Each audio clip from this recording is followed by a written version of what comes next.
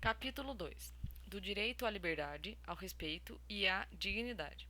Os direitos à liberdade, tá? O direito à liberdade compreende os seguintes aspectos: ir, vir, estar nos logradouros públicos e espaços comunitários, ressalvas as restrições legais, tá? Por exemplo, não é porque a criança tem direito de ir e vir, de estar na rua, de estar no parque e tudo mais, que eu posso deixar uma criança de 4 anos sozinha na rua, né? Então, tem essas restrições, tá? Tem essas particularidades. O que acontece é o seguinte: todo lugar é permitida a entrada de criança, tá? Você pode andar com sua criança na rua, você pode andar com sua criança nos parques, ninguém pode te falar assim, olha, sai daqui com essa criança. Entendeu? A criança tem direito de estar ali. Claro que alguns locais até está, a gente vai falar mais pra frente, né, no Estatuto da Criança, que tem locais que tem que proibir a entrada da criança. Tá? Ah, professora, mas eu fui numa peça de teatro que não podia entrar criança. No caso, além da questão da censura, tem outras situações, né? O conteúdo não é adequado para o desenvolvimento dela. Então, às vezes a gente acha que a criança não pode assistir um programa só porque ele tem cenas, né, dessa parte de conotação sexual, mas não é. Vocabulário também, né? Algum tipo de vocabulário também não é indicado para criança, questões de violência. Então, isso a gente precisa, né, ter essa noção, tá? A criança ela tem o direito de ter a sua opinião, né? Ela tem direito de ter opinião, de ter expressão. A criança tem direito à crença, culto religioso. Ela tem direito de brincar, praticar esporte, se divertir. Aí entra aquela questão que, né, debate-se muito, professora.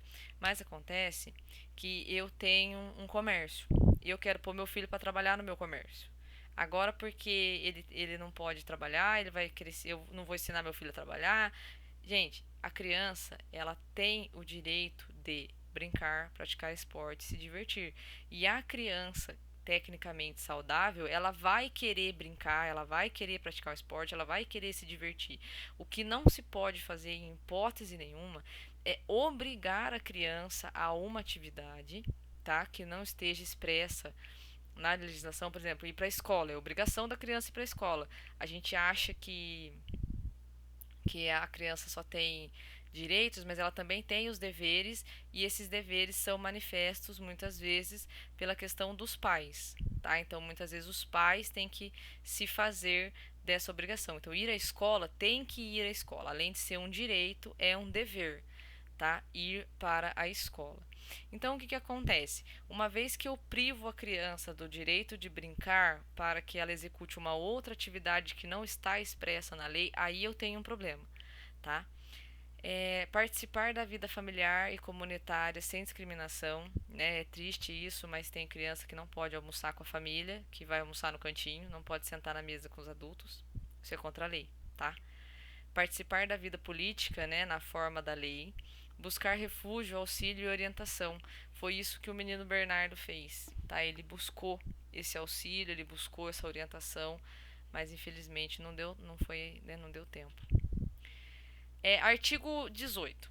É dever de todos velar pela dignidade da criança e do adolescente, pondo-os a salvo de qualquer tratamento desumano, violento, aterrorizante, vejatório ou constrangedor, tá? Então, dever, tá? Dever de todos. Aqui não está escrito dever só do prefeito, dever só do vereador, dever de todos, tá? Castigo físico. O que é o castigo físico? Ação de natureza disciplinar, punitiva, aplicada, né? Com o uso da força física sobre a criança ou adolescente. Que resulta em. Então, para ser um castigo físico dessa natureza, ele tem que resultar nessas coisas: sofrimento físico, tá? E lesão. Isso tudo tem a lei na frente. Observem que isso não saiu da minha cabeça. Tem uma legislação na frente, tá? Então observem que o estatuto, ele compila várias leis, ele junta várias leis que falam de coisas do interesse da criança e do adolescente, tá? 2. Tratamento cruel ou degradante. Conduta ou forma cruel de tratamento em relação à criança ou adolescente que, aí a legislação, humilhe, ameace gravemente ou ridicularize a criança.